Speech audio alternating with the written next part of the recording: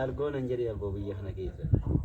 Ala akkas dabarru kana jedhu dalabbaa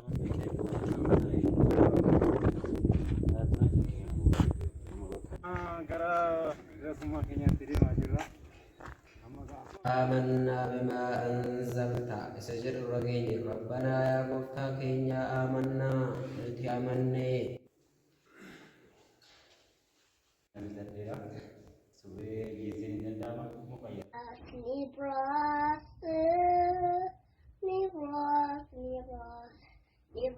YouTube lecture. Algoon an jedhe abboo biyya kana keessa.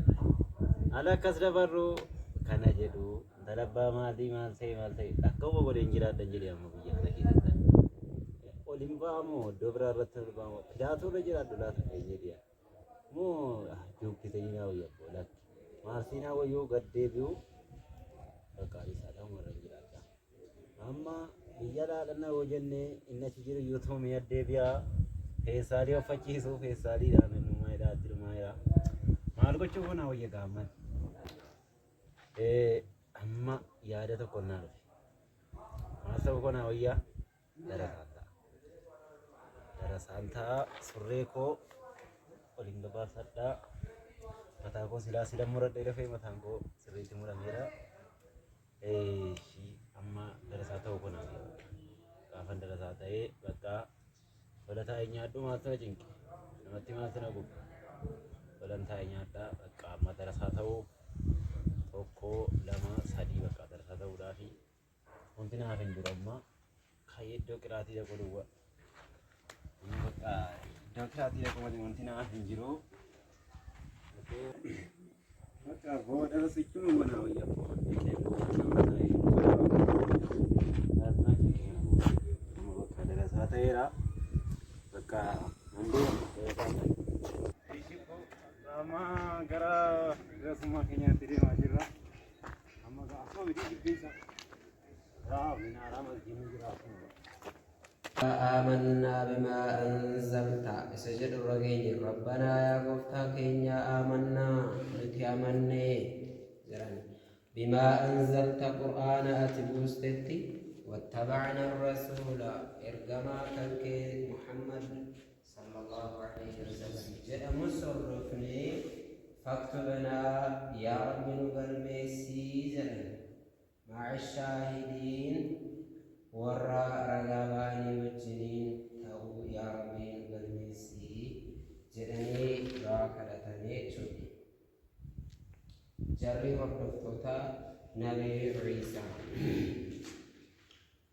ومكروا جئشي درسي كينيارا أسكت أبنا نقول صدق الله العظيم عرفنا كاتي كذا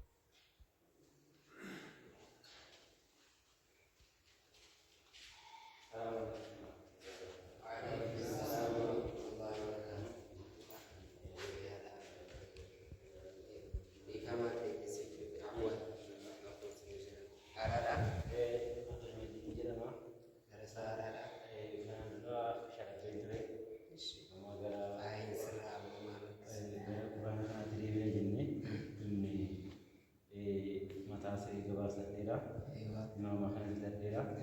Surree geessee hin danda'ama moo qayyaa bakka isaa qaba surree. Gabaabaadha. Gabaabaadha.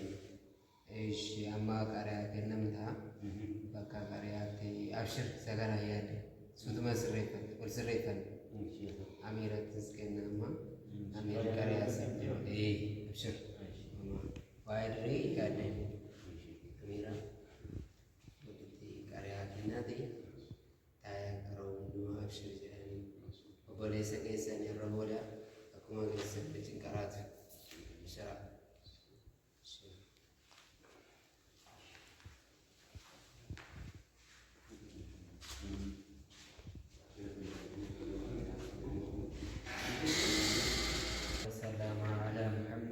Tersiking yang ras tidak boleh amiral mumini tapi akami banding ada derasa di style itu akambari harga aja karya akhirnya itu karya terkini itu jadi tidak makan lagi kakak kantor itu mana man kayak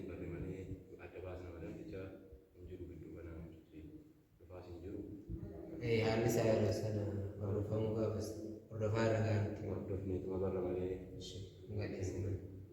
Wanta amma dura jiru haala isaas gaafas waan naasa'ee geessanitti yookaan dhukkubsatee namaan galuu gargaaruu qaba haakimii geessu yookaan immoo haala yerootiin sol qabatee amma akkaataan isaa namaan galu rakkina biraarras bu'uu danda'a. Kanaaf hordofaatii irra gaarii hordofamuu qaba.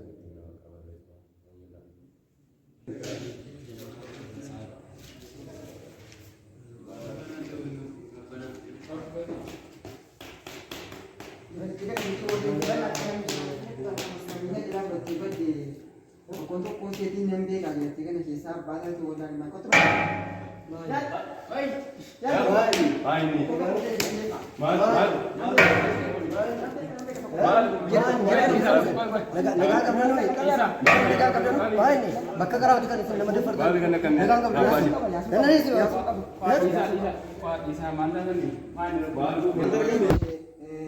Syekh man berbadi malam kan ini intelekti kan kalau kita bercerita pada Syekh itu berbadi malam. Nama betul kalau berbadi dalam sana kita tahu Syekh itu sana kita tahu apa baru kau orang sana.